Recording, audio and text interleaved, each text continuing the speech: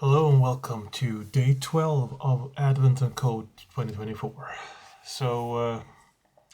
This problem actually took me about 1.5 hours this morning, so I didn't have time to do this video this morning. So I had to go to work, so I couldn't do it then.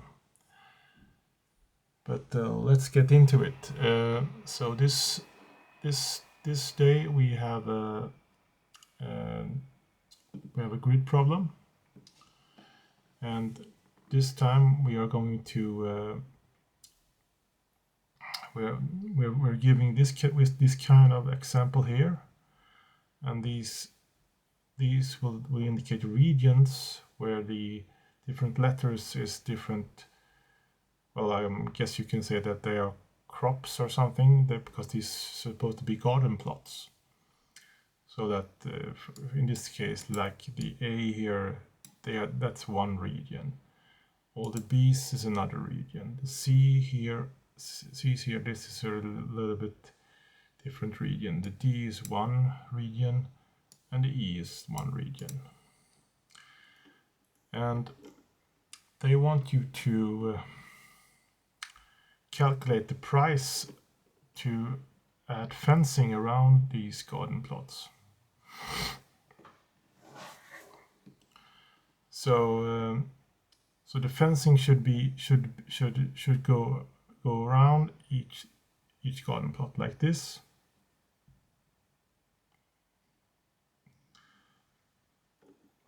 And the price for the fences would be the area multiplied by the perimeter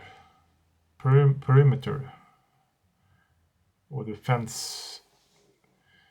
The perimeter, basically. Yeah.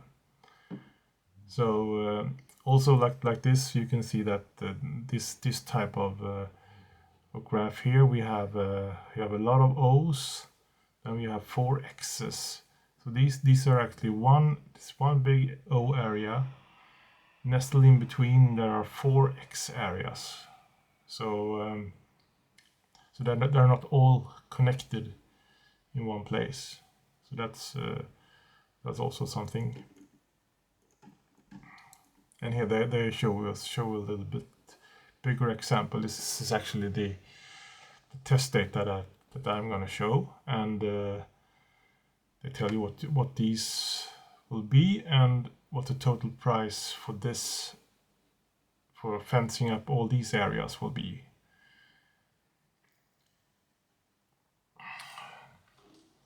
Yeah, so just we can go into the code. So I'm not gonna code anything today, because it was quite implementation intensive when I did this. So I'm just going to go through it, but I'm going to also draw some things as well.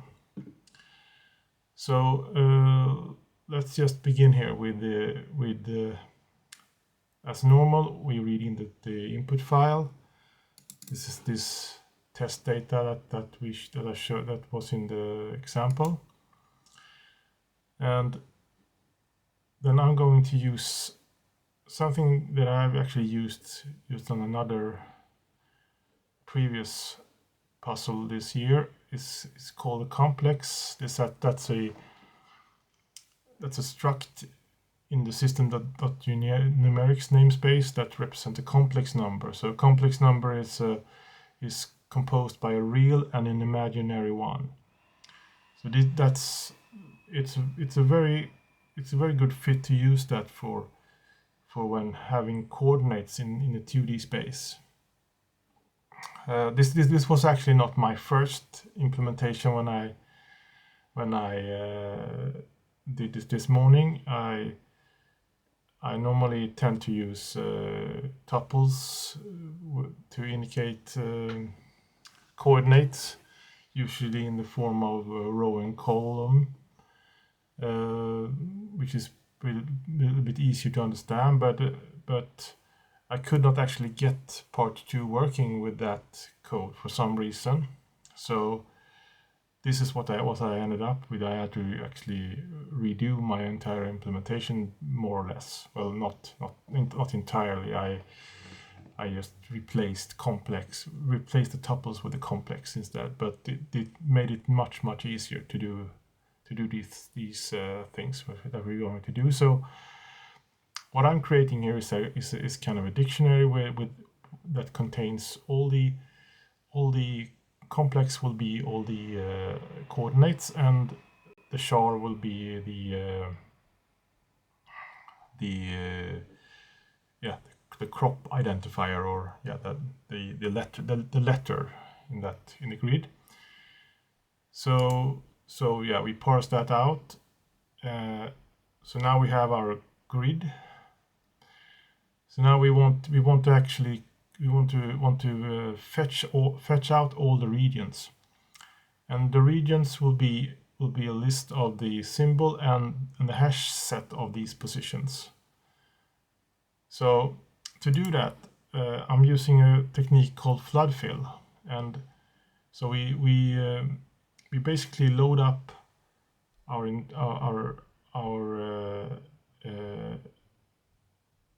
grid dictionary inside that hash set. We will actually take the keys, which is the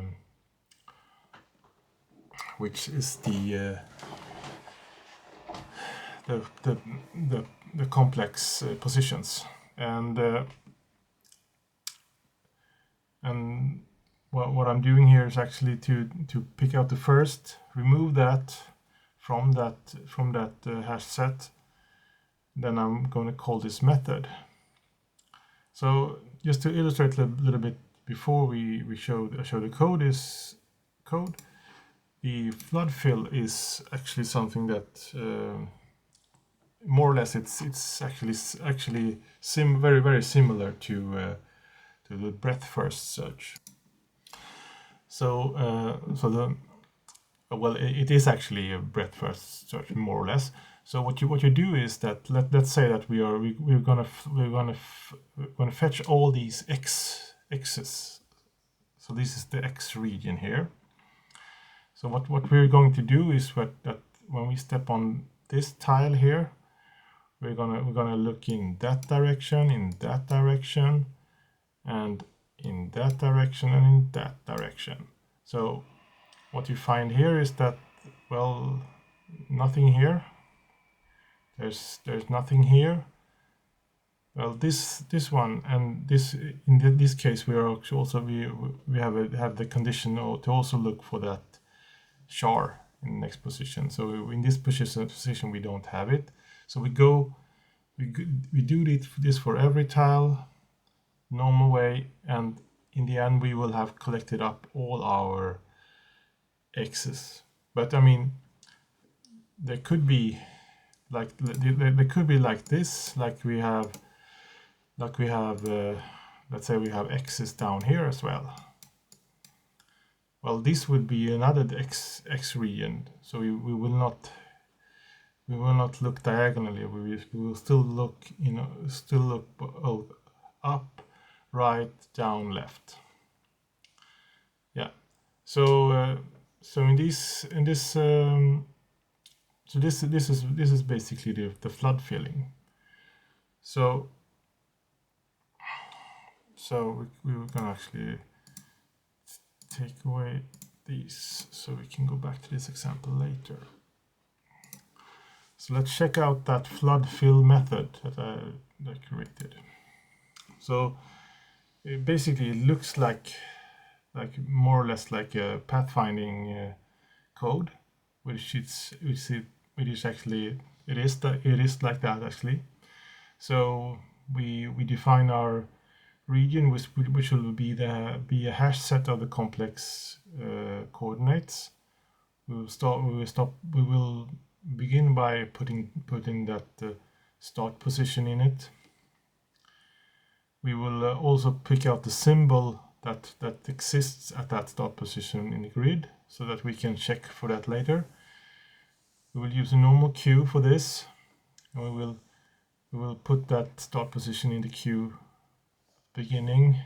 I also have the directions array here for well, normally we go up, down, right and left. So this is actually a complex, as I said before, is if you don't know what it is, you should actually look it up, because it's really useful for defining these kind of coordinates.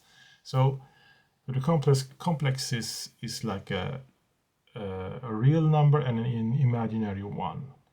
So the constant called imaginary one will actually put a real number equal to 0 and imaginary number equal to 1. And in the complex, we will always have the x coordinate as the real number and the y coordinate as the imaginary number. So in this case, when we say complex imaginary one, we will say 0 in the x coordinate and 1 in the y coordinate. So as I actually said wrong here, really, because this will be down instead, and this will be up, and this will be right, and this will be left in that sense. So yeah, it could be a little bit confusing if you don't know the complex structure, so to speak. So well, we're going to the queue. We're checking the for each direction. We will check in these directions, and this is also one other thing that's good with the complex. But you can actually use normal arithmetic operators when doing this, because if this for instance had been a tuple with the x, y, or row call, or whatever we want to call it, then you would have to pick them out and calculated them separately. But you can do this in one calculation. So it's very, very useful in that sense. So we're checking if the grid contains the key. Well, if it's actually inside the grid, so we need to be inside the grid. We will not add the same position twice, so we check that the region doesn't contain it. We will also check that we're still on that symbol. And then we add it to a region, we enqueue that next position, and on, and return the region. In the end, so we return the region. We filter out that region's coordinates from the uncovered, and then we add that region to our regions list, and we go about this business until we have added all the regions. And then what we want to do is the next step we want to do. We will the area is easy. That's just all the positions we have. That's the area. The perimeter, then we need to calculate that perimeter, but how do we do that? So let's go back to this example. So let's say that we have gotten all the first x's here. So we can actually, just for clarity, remove all the other stuff from this. So we will only have those x's. That's easier. So what we do here is actually in all directions we will actually go around this structure here. So we will start with this. We will check that above we don't have any, we don't have anything that is connected to this one, then this is a perimeter. In this space we will check that space. Well, it is not within that structure, then that's perimeter. We will go, well, that depends on how you go, in which way you're going, but we will check this here, and we say that, well, this is actually the next here is actually a next tile, which is in our, so this is not a perimeter then. I mean, this is perimeter because we don't have anything below it, and so forth. So we're going to check all these tiles here, check, and we don't want to add perimeters when we are inside with that. So in this case we will, like for this example, if we just count them, can I just remove this? So in this case we would have like that's a perimeter, that's a perimeter, that's a perimeter, that's a perimeter, and that is a perimeter, that's a perimeter, and that is one, that is one, that is one, that is one, that, and finally that. So in this case we will have 1, 2, 3, 4, 5, 6, 7, 8, 9, 10, 11, 12, 13, 14. Yeah. So that's basically how we're going to do this. So let's go back to the code. So I have a calculate perimeter method here, and what we basically do, we define our directions array again. We will check all the positions within that region. We will go in each of these directions. We will check, and as long as it's not within our region, as long as this position is not in our region, then we will increment our perimeter, because this actually when we're not in the perimeter, when we're not looking at another position which is in the region, we are at the perimeter. So this will actually basically solve our part 1. So then we just calculate the total price. We increment that with the area multiplied by the perimeter. So that gives us our part 1 answer. So I'm just going to go. We're going to look at part 2 directly here, I think. So for part 2, the elves find out that when they order so much fence, they qualify for a bulk discount. So under the bulk discount, they don't need to actually pay for the fences or the perimeter. The perimeter price will be different. So it's now calculated by the number of sides each region has. So each straight section of fence only counts as a side regardless how long it is. So that's a little bit strange way to calculate it, but that's what they're doing. So so in this case, the region here, A here, it has 4 sides. So it's like that side, that side, that side, that side. So we can actually go back to our example here instead. So we remove that.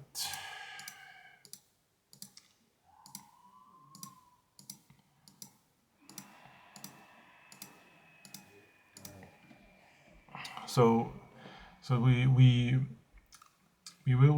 will have our we will know our perimeter, so we can actually draw it around here. So we have calculated this perimeter around here, yeah. So this is our perimeter. Then when we are calculating the sides, in this case all these positions within the perimeter are are stored as normal positions. Yeah, so just to make it clear, so here we have one side, here we have another side, here we have one side, here we have one side, here we have one side, and here we have one side here as well, and here. So it's 1, 2, 3, 4, 5, 6, 7, 8 instead of what we now what it was before. I don't remember. So that's how they want to calculate it now. Instead of the perimeters, we're going to count the sides. So that was actually what I had problems with when I did it the first time this morning. So I couldn't actually get it to work for some reason. So we can just check back here. So now they actually tell us a bit about this and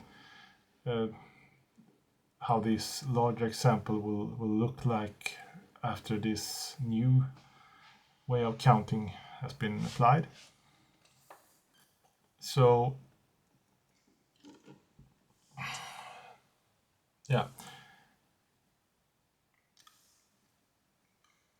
So what I thought of, actually, we can jump back and forth a bit. So we have this when we're calculating for the part 2, I have this instead of calculate perimeter, we have a get sides count, because we are not going to count the sides of of this region. So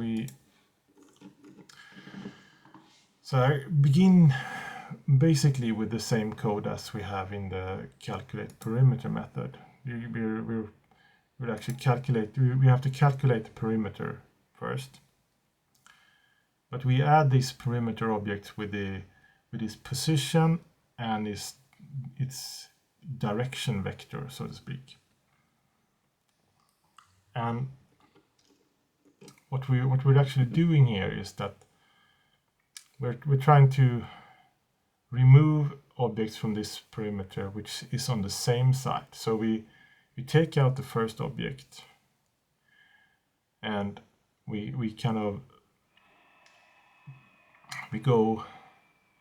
go one way, checking if that is in our perimeter objects. So for each time in this while loop, we will increment the sides counter here, but within this we will try to remove as many of these perimeter objects as possible if these are found. So this will actually we will actually move in one direction, we will move in the other direction as well. So let's show how this would look like in the drawing here. So let's say we start at this position here within this perimeter position, if this is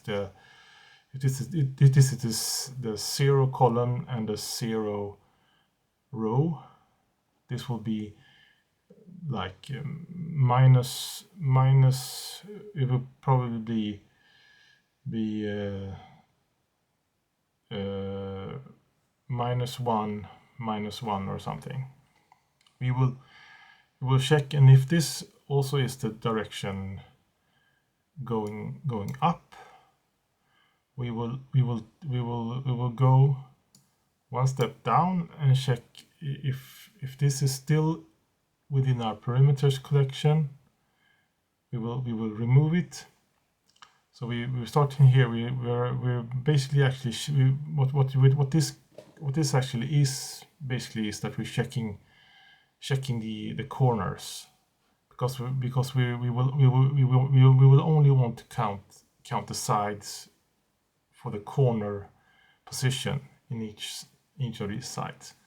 Now we remove them from that perimeter collection, and when we have removed as many as we can, the while loop will return, and then we will probably end up here, possibly, or we will end up here possibly, because we have the we have another direction for this. And then we will always go in that direction that the first one had. So in the code we will see that we also have the direction. We have the direction vector as a coordinate, and we will always use that direction. So we will go in the same direction, both up and down, or actually left or right actually. But we will count the sides that way. So I mean, I had actually problems with this. This got much easier when using complex numbers instead of using these tuples. I can actually quickly show you how I did what it looks like. So it kind of is the same, but you can see here these tuples, and yeah, I mean, if you don't understand complex, it could be. So I actually tried different things here, and I couldn't get it to work, and I kind of more or less gave up and reverted to re-implementing it like this instead. So these are this will be the way to determine these sides. So and yeah, so we can actually just run this now, and yeah, so we should have 1930 and 1206 as our result. So it's 1206 here and 1930 there. Yeah. So this was a little late, as I said today, but never better late than never, as I say. So now there are like 8 hours until day 13 comes out. So soon will time to go to bed. So let's see you tomorrow then, and hope you enjoyed this video, and please also leave a comment if you watch this, and both if you like it and if you don't like something about it, please, I do appreciate comments. Thank you. Bye bye.